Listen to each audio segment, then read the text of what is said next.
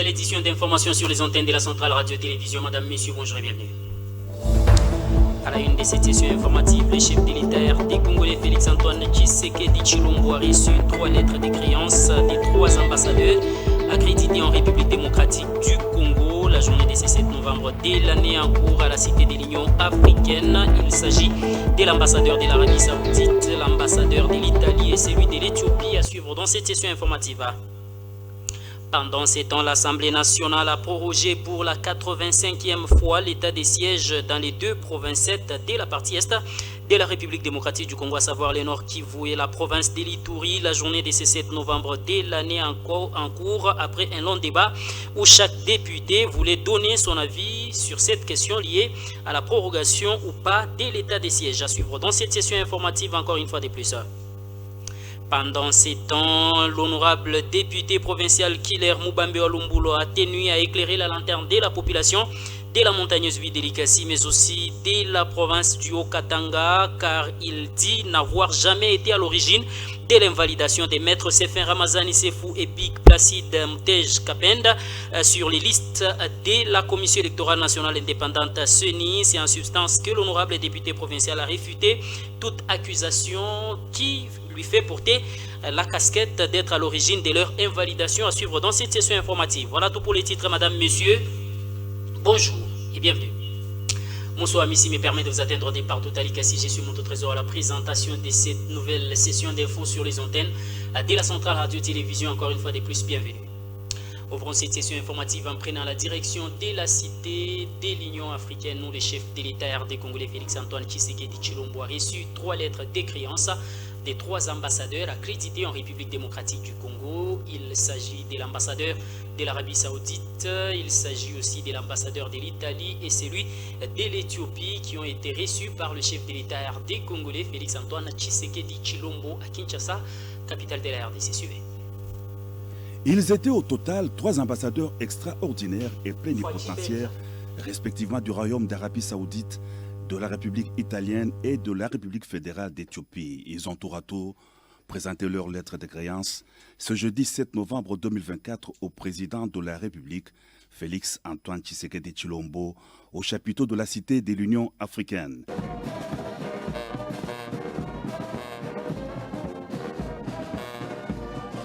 Le premier reçu par le chef de l'État, l'ambassadeur Abdulaziz Mohamed Al-Badi d'Arabie Saoudite est marié et père de 2 enfants. Son Excellence, M. Abdulaziz bin Mohamed Al-Badi, ambassadeur extraordinaire et plénipotentiaire du Royaume d'Arabie Saoudite. Le diplomate saoudien a eu une maîtrise en administration publique avec mention plus grande distinction obtenue aux États-Unis d'Amérique. L'ambassadeur Abdulaziz est aussi détenteur d'un diplôme supérieur en études diplomatiques du ministère saoudien des Affaires étrangères avec mention grande distinction et une licence en sciences politiques de l'université Ouassaoud. Le nouvel ambassadeur d'Arabie Saoudite en RDC a occupé plusieurs postes diplomatiques. Il a été notamment chargé d'affaires à Ottawa, au Canada, ambassadeur du Royaume d'Arabie Saoudite près la République de Tadjikistan et chargé d'affaires au Danemark, Brésil et au Kirghizistan. C'était ensuite au tour de l'ambassadeur d'Italie, Sabato Franco Sorrentino, de présenter ses lettres de créance au président de la République. Il est diplômé en sciences politiques de l'Institut universitaire oriental de Naples. Entré dans la carrière diplomatique en 2002, le diplomate italien a exercé les fonctions de secrétaire délégation à la Direction générale des pays d'Amérique. Il a été ensuite affecté à la Direction générale des pays d'Asie, d'Océanie, du Pacifique et de l'Antarctique. L'ambassadeur Sabato a aussi occupé le poste de chef de mission adjoint à la délégation diplomatique spéciale à Taipei et des consuls. L'État RD congolais Félix-Antoine Tshisekedi Tshilombo a évalué les différents projets impulsés par les royaumes de Belgique en République démocratique du Congo avec l'ambassadrice du royaume de Belgique qui a été reçue par le chef de l'État RD congolais Félix-Antoine Tshisekedi Tshilombo la journée de ce 7 novembre de l'année en cours dans son bureau de travail. Suivez. Il s'est agi des discussions autour des différents thèmes qui animent les relations bilatérales entre la République démocratique du Congo et la Belgique. Parmi les sujets évoqués, le projet sur les investissements économiques, particulièrement dans le domaine agricole. Nous avons aussi échangé sur les différents projets sur lesquels la Belgique est très fort investie ici. Il y a les investissements économiques. Je reviens par exemple, la semaine dernière, j'étais dans le sud du Bangui où j'ai visité une plantation où on transforme des produits agricoles congolais localement et il y a vocation à créer une zone économique spéciale, à développer le corridor qui mène jusque Douala pour exporter des produits congolais, mais aussi à travers le port d'Akoula, par le fleuve, à amener tous des produits vers Kinshasa. Donc nous sommes convaincus que ce genre d'intervention est vraiment très bénéfique pour avoir toute une série d'impacts pour la population. L'entretien entre le chef de l'État Félix-Antoine Tshisekedi Tshilombo et la chef de la diplomatie belge en poste à Kinshasa a également tourné autour de la sécurité à l'est de la RDC avec un accent sur le processus de Luanda, du climat des affaires et de l'aide au développement. Le Royaume de Belgique, à travers son agence de coopération bilatérale EUNABEL en sigle, compte soutenir bon nombre de projets, notamment dans la formation technique des jeunes. Vous l'avez déjà entendu parler lui-même du climat des affaires. Je crois que le président a vraiment une volonté de changer les choses, d'améliorer le climat des affaires, parce que si les investisseurs qui sont là aujourd'hui en RDC constatent qu'il y a cette amélioration du climat des affaires, ils vont en inspirer beaucoup d'autres pour venir investir dans ce pays. On a aussi notre agence de coopération bilatérale, EUNABEL, qui est présente pour tout le volet social. On voit des jeunes, par exemple, qui ont des formations techniques. Donc, ils apprennent des métiers bien particuliers et quand ils sortent du secondaire avec ces formations techniques, ils reçoivent déjà un kit de démarrage. Donc, vous avez des jeunes qui sortent, qui ont appris la miellerie et qui sortent avec un kit pour démarrer déjà dès la sortie de l'école leur ruche et leur production de miel qui rapportent bien du revenu à la famille. Les relations bilatérales entre Kinshasa et Bruxelles remontent à des lustres, un partenariat qui ne cesse de s'intensifier à travers des projets à impact visible.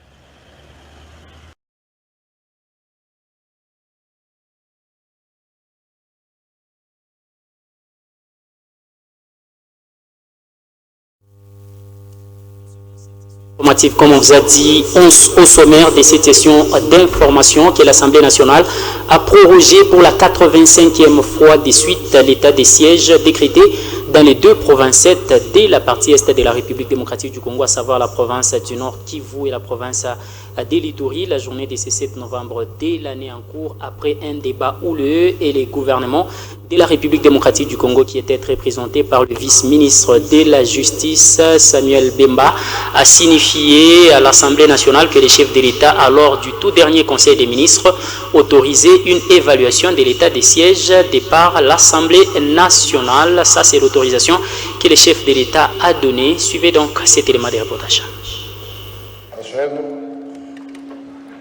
Pour la 85e fois, la plénière du jeudi 7 novembre 2024 a prorogé l'état de siège dans les provinces de l'Ituri et du Nord Kivu. C'est donc sans débat que les élus nationaux ont procédé au vote du projet de loi portant prorogation de l'état de siège sur une partie de la République. La majorité de ces représentants du peuple ont adhéré à une motion du député national Meshak Mandefou qui a estimé que les élus nationaux reviennent souvent sur les mêmes questions et revendications à chaque sollicitation de la prorogation de l'état de siège par le gouvernement. Ils ont ainsi tous estimé qu'il était préférable de procéder à un vote sans débat, réservant leurs revendications à l'évaluation tant attendue. 316 ont voté pour, 33 députés ont voté contre et 2 se sont abstenus. Ces choix de voter sans débat traduit à suffisance la position de la Chambre basse du Parlement sur l'urgence d'une évaluation de cette mesure d'exception au vu de certaines dérives et mégestions enregistrées et dénoncées dans les provinces concernées. Le vice-ministre de la Justice et du Contentieux international Samuel Bemba, qui a présenté et défendu ce projet de loi, a profité de la tribune lui accordée après le vote de la motion pour livrer un message spécial de la première ministre Judith Suminwa Tuluka à la plénière sur l'état de siège. Il s'agit notamment de l'instruction reçue du chef de l'État sur l'organisation sans tarder de l'évaluation de l'état l'état de siège par l'exécutif national. De la décision de l'envoi d'une mission gouvernementale associant les élus nationaux dans ces deux provinces autour du 21 novembre 2024 et puis de la tenue de l'évaluation de l'état de siège à la fin du mois de novembre. Le speaker de la Chambre basse du Parlement, le professeur Vital Kamerhe, a exprimé son souhait de voir ces assises être organisées au Palais du Peuple, siège de la représentation nationale. L'évaluation à la fin du mois,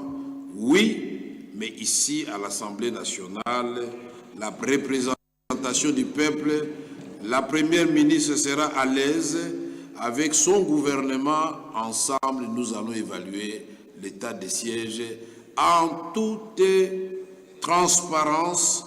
Vital Kamerhe a insisté sur le respect du statut social des députés nationaux qui seront associés à la mission gouvernementale, signalant que plusieurs mentions d'information ont été également lues par les députés nationaux au cours de cette plénière abordant la situation tant sécuritaire que sanitaire dans leur agglomération respective. Et puis peu avant de proroger l'état des sièges, le président de l'Assemblée nationale, Vital Kamerhe Lokanyingeni Kingi, a tenu à signifier aux députés nationaux qu'il a dit au chef de l'État RD congolais que la population des trois provinces de la partie est, à savoir la province du Nord Kivu, la province du Sud Kivu et la province de l'Ituri, ne voit plus l'importance de la prorogation de l'état des sièges, d'où il y a lieu que les chefs de l'État puissent recevoir les députés de ces trois provinces pour que ces derniers puissent étayer au chef de l'État la réalité sur terrain par rapport à cet état des sièges, parce que les députés ont été en contact permanent avec la base au niveau de ces trois provinces, mais aussi pendant les vacances parlementaires, ils sont allés s'imprégner de la réalité sur terrain par rapport à l'état des sièges et qu'ils pourront éclairer la lanterne du chef de l'État. Suivez. Dans la salle, effectivement, qui s'interroge, si les mesures d'assouplissement que le gouvernement a annoncées depuis près d'un mois, les gens ne voient plus l'importance de l'état de siège et qu'il est bon que lui-même, en tant que commandant suprême, puisse recevoir nos amis qui vivent là-bas, qui étaient pendant les vacances parlementaires. Je parle des députés du Sud, Nord, Kivu et de l'Ituri. Ils ont des éléments à donner au président, à votre autorité, c'est-à-dire le président de la République, qui pourrait éclairer votre religion et aller dans le sens attendu par tout le monde. Il a marqué son accord. Et puis, le président de l'Assemblée nationale a dit son indignation au niveau de l'Assemblée nationale de l'accueil et des honneurs militaires réservés au ministre rwandais des Affaires étrangères qui a foulé les sols de Goma, chef-lieu de la province du Nord Kivu, car les dignes personnalités de la République démocratique du Congo, une fois arrivées au Rwanda, ne reçoivent pas à ces honneurs que la République démocratique du Congo a réservé à ses ministres des Affaires étrangères en provenance du Rwanda pour venir lancer les travaux des renforcements de la vigilance au niveau des deux postes frontaliers, à savoir la République démocratique du Congo et les Rwandais. Cependant, Vital Kamerhe a demandé au vice-ministre de la Justice et Garde des Sceaux, à savoir Samuel Bemba, d'aller informer la Première ministre l'indignation de l'Assemblée nationale des honneurs militaires réservés à ses ministres. J'allais dire à Madame la Première ministre toute notre indignation de voir que le ministre des Affaires étrangères du Rwanda arrive à Goma. Ce n'est pas mauvais puisque nous recherchons la paix, nous sommes pour la paix, mais que vous puissiez lui donner autant d'honneur. Et le gouverneur militaire et l'inspecteur provincial de la police, je considère pour moi que c'est très grave et que nous ne savons pas ce que nous faisons pour terminer. Donc il faut lui dire la prochaine fois quand ce ministre viendra sur le territoire congolais, nous n'avons même pas besoin d'avoir des honneurs quand nous allons au Rwanda, et ils ne le font jamais, et ils se font respecter. Mais comment nous pouvons vraiment, dans la ville martyre de Goma, nous recevons le ministre des Affaires étrangères du Rwanda, Et c'est notre gouverneur militaire qui est au garde à vous avec l'inspecteur provincial de la police. Non, ça nous disons non. Transmettez cela à Madame la Première ministre, que tous les députés sont indignés par ça. Nous soutenons le processus de Luanda. Nous voulons que ce processus aboutisse très vite. Et avant longtemps, nous aurons besoin de Madame la ministre d'État des Affaires étrangères pour mettre au parfum aussi les élus du peuple. On vous voit dans toutes les villes. Pourquoi cette réunion n'a pas eu lieu, par exemple, à Mbujimayi ou à Matadi ou à Kenge? À Kenge, le deuxième vice-président allait les accueillir là-bas et leur donner quelques secrets de nos ancêtres là-bas. Ou à Lissala, voilà, par exemple. À Kabinda Lomami ou à Lubao. Merci beaucoup. Et puis direction la Chambre haute du Parlement où les sénateurs ont adopté les calendriers des matières à traiter au cours de la session parlementaire de septembre dès l'année en cours, la journée de ce 7 novembre dès l'année en cours à Kinshasa, capitale de la République démocratique du Congo. Cependant, ils ont aussi prorogé l'état de siège pour la 85e fois de suite dans les deux provinces, à savoir le Nord Kivu et la province d'Elituri, après un débat des sénateurs qui étaient présents au cours de cette séance plénière. Suivez les condensés avec le président du Sénat qui a tenu à saluer ces votes qui s'est effectué au niveau de la Chambre haute du Parlement, l'honorable Jean-Michel Samalouko Ndekenge dans cet extrait suivi. La majorité est pour. Le débat sur ce projet de calendrier est clos. À présent, nous allons procéder à son adoption. Veuillez le manifester. Qui adopte ce calendrier des travaux? Qui sont contre? Qui s'abstiennent? La majorité est pour. Le calendrier des travaux de la session ordinaire de septembre 2024 est adopté. Je vous informe que ce calendrier, comme nous l'avons dit tout à l'heure, reste ouvert. Et toute nouvelle matière pourra y être ajoutée au cours de la session. Et puis les états généraux de la justice qui se tiennent à Kinshasa ont une importance capitale pour recadrer la justice de la République démocratique du Congo et améliorer son fonctionnement dans les pays. Question de répondre aux attentes et aspirations de la population de la République démocratique du Congo. Ce point de vue est celui d'Ornikar Banza Molakisi Yambo, analyste indépendant des questions d'actualité sociopolitique dans la ville d'Elikasi. Il était devant la caméra de Mola Loketia. Je crois que ça nous a tous arrangé quand nous avons vu ces états généraux de la justice. Je crois la dernière fois, quand il y a eu presque des échauffourées entre le ministère de la Justice et les magistrats, j'avais émis les vœux d'attendre nécessairement ces états généraux pour que ce corps judiciaire se mette autour d'une table pour nécessairement traiter en ce qui concerne la justice congolaise. Je crois que ces états généraux constituent déjà un bon cadre pour ce corps judiciaire par le fait que ceux-là qui doivent nous dire en quoi est-ce que la justice congolaise est malade, qui peut soigner cette justice. Je voulais aussi relever que dans son fonctionnement, à travers le premier discours, nous avons constaté aussi que ce que nous étions en train d'attendre à ce qu'ils disent, c'est pas ça. Parce que moi, j'aurais voulu à ce qu'ils émettent nécessairement une position pour nous dire nous avons combien de magistrats, nous avons combien de bureaux, nous avons combien de prisons et il nous en faut combien. Et je crois qu'ils doivent aller dans ce sens-là pour nous permettre à ce que nous améliorons nécessairement notre justice. Le plus grand problème, ce n'est pas toujours les réformes des textes, beaucoup plus, ou les réformes formelles qu'on a toujours dit, mais aussi c'est un problème d'hommes. Parce que je me dis, dans ce cadre-là, ils doivent se dire la vérité parce qu'il y a... Comme je l'ai toujours dit, notre pays n'a pas beaucoup plus un problème de texte, mais c'est beaucoup plus un problème d'hommes.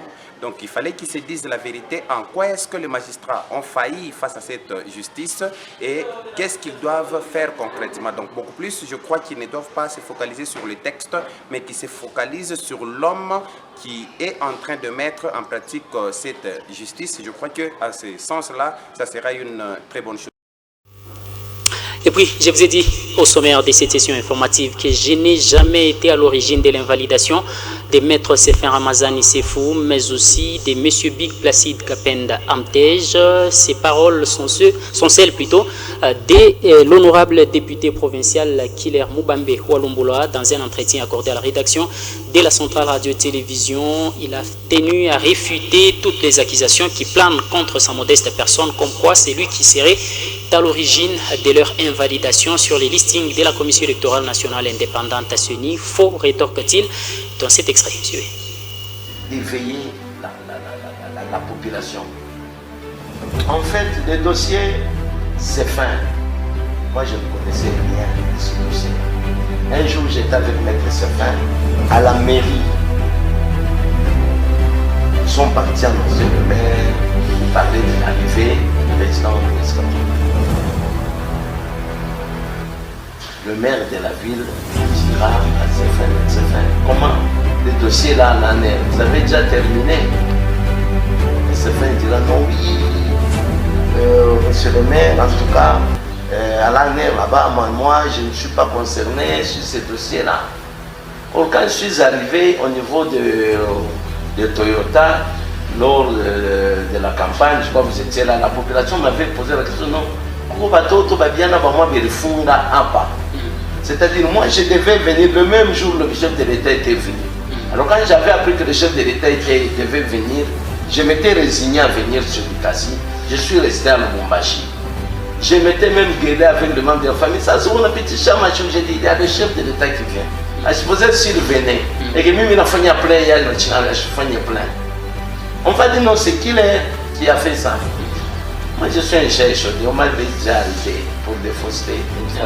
Alors, j'étais prudent, j'avais décommandé. Il se fait que les gens qui savaient que moi, je devais venir ce jour-là, le mardi, ils avaient orchestré le financement. Comme c'était prévu que je fasse le mardi le meeting là-bas, pas le patriote. C'est moi qui devais faire le meeting, pas le patriote. Les gens savaient. J'avais décommandé, je suis venu au lieu de mardi, je suis venu le mercredi. Et le mardi, les jeunes qui étaient là-bas, qui ont lancé des projectiles sur le convoi du chef de l'État. C'était à partir de Toyota. Mais heureusement pour moi, je n'étais pas venu. J'étais ici, je m'occupais à autre chose. Et les gens là qu'on a arrêtés. Donc, pour me résumer, quand on m'a visé, au niveau de Toyota, par la population, c'était en public. Vous étiez là, j'étais arrivé le soir. Vous avez vu comment est-ce qu'on m'avait accueilli. Et le lendemain, j'avais tenté de sonner. Parce que c'est vrai que les jeunes là étaient transférés à la cour militaire. La cour d'ordre. Quand j'ai sonné là-bas, la cour d'ordre me dit non, comme certains problèmes qui n'avaient rien à voir avec l'armée, ils étaient déférés à la justice. Je me dis alors c'était vraiment inquiétant. Et certaines personnes sont me dire parce que les gens, comme ils ont jeté les projectiles à partir de Toyota, là où tu devais faire le meeting, or toi tu avais décommandé. Donc ce sont les gens qui t'ont piégé. Si tu étais venu, on devait t'arrêter. Vous comprenez un peu? Donc c'est moi qui étais piégé. Mais heureusement, Nabankambo et Dieu, comme nous prions l'Éternel, qu'il n'est pas venu ces jours-là.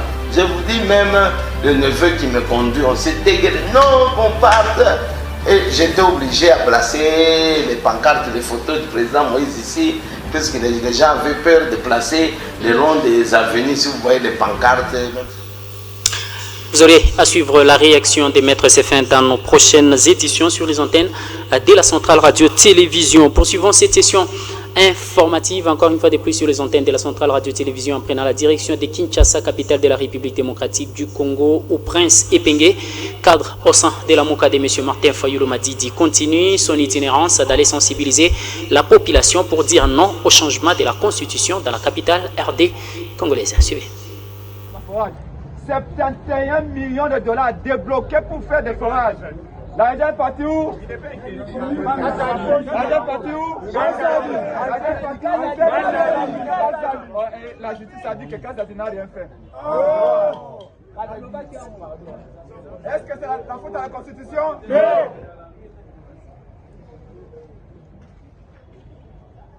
Ce qu'il faut changer au Congo, ce n'est pas la Constitution. C'est M. Félix Tshisekedi. Tombola 4.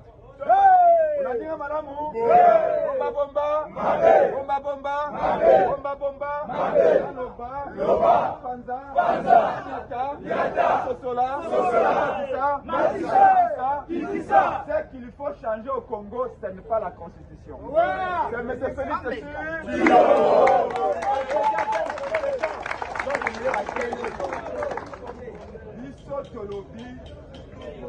A constitué à tel article de la Constitution.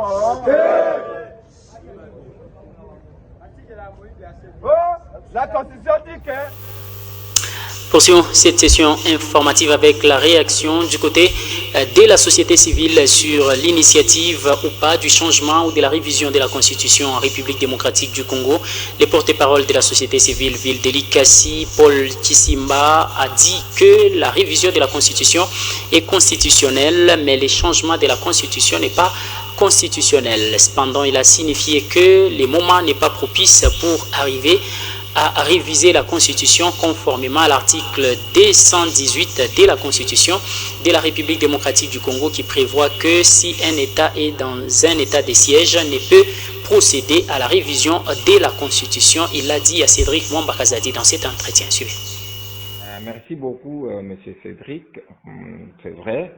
D'abord, dans un premier temps, nous avions dit qu'il lut les porte-paroles du gouvernement en la personne de Patrick Mouyaya quant à la même question qui avait précisé à l'opinion que ce n'était pas une question à l'ordre du jour. Ça, c'était de un, parce que, bon, c'est vrai, le chef de l'État a parlé lors d'un meeting, bon, on attend vraiment que cela soit dit lors d'un conseil des ministres. C'est en ce moment-là que, bon, on pourrait avoir des réactions appropriées. Bon, on estime le président a double casquette. Évidemment, quand il parle, c'est le chef de l'État. Était-il en train d'engager l'institution présidence de la République ou le gouvernement, ou alors il était juste en train d'arborer une autre casquette en tant que politique. Il est aussi politique, mais qu'on ne s'y trompe pas. Alors nous prenons d'abord ce qui était officiel lancé par le porte-parole du gouvernement qui avait dit que ce n'était pas à l'ordre du jour. Qu'à cela ne tienne, nous allons juste nous référer à notre constitution qui nous interdit pendant cette période où le pays est agressé d'évoquer ce genre de questions. Voilà pourquoi au niveau de la société civile, nous estimons sincèrement que ce n'est pas à l'ordre du jour parce que le pays est agressé et ce genre de questions, on ne peut pas les soulever déjà. Oui, certains Congolais estiment que ce qui bloque en RDC, c'est la Constitution parce que le chef de l'État est en... Ce journal se poursuit avec la députée nationale élue de la montagneuse ville de Likasi, Titimbi Aluboya, lors de ses vacances parlementaires, assisté les femmes membres de sa formation politique, l'Union pour la démocratie et le progrès social UDPS, Empagne, Vivre et autres, et a promis de continuer à les assister avec les volailles pour procéder à l'élevage de ces volailles au niveau de la montagneuse ville de Likasi. Question d'atteindre l'autoprise en charge au sein de cette ligue des femmes dans la ville de Likasi. Suivez. Ces cris de joie, chants et danses traduisent un retrouvaille sans pareil ni commune mesure de la présidente de la Ligue des femmes et les membres de sa structure de l'Union pour la démocratie et le progrès social UDPS Fédération de Likasi, la journée de ce 2 août de l'année en cours, et ce, 6 mois après qu'elle soit à l'Assemblée nationale.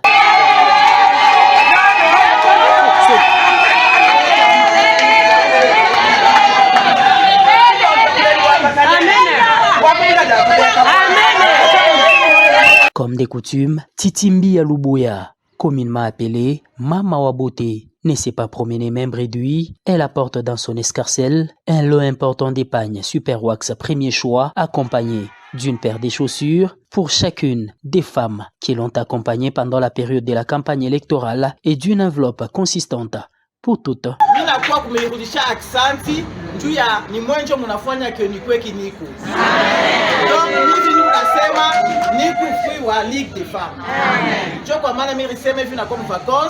niende kubantu bote mimi taka kushia mu nyumba yetu. Mimi taka kushia mu batoto yangu ndio tuwe kufanya nini kusumburia. En fait Ici, l'élu de la ville profite de ces précieux moments pour recueillir les doléances de ces femmes et promet des solutions idoines dans un avenir proche.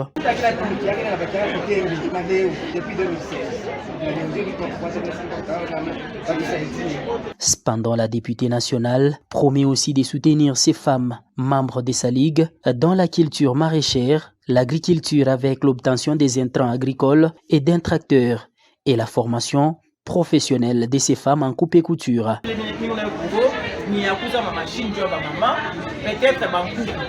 Mais pour lui, peut-être 10 décembre, quand même d'avoir la possibilité de prendre un tracteur, je vais à ma maman à faire une barrière. Mais je suis un ministre de l'Agriculture, je suis bien sema, quand on appelle dans les temps, c'est que je suis un madawa.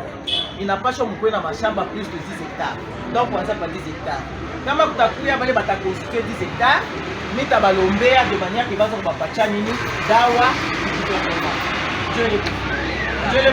Il est si de noter que cette activité n'a juste laissé qu'un sourire au coin des lèvres de chaque participante.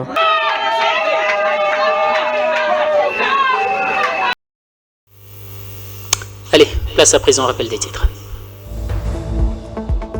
Le président de la République et chef de l'État, Félix-Antoine Tshisekedi Tshilombo, a reçu 3 lettres de créance des 3 ambassadeurs à présider en République démocratique du Congo la journée de ce 7 novembre de l'année en cours à la Cité de l'Union africaine, à savoir l'ambassadeur de l'Arabie Saoudite, l'ambassadeur de l'Italie et celui de l'Éthiopie à la Cité de l'Union africaine. Un élément que vous avez suivi dans cette édition de vos nouvelles.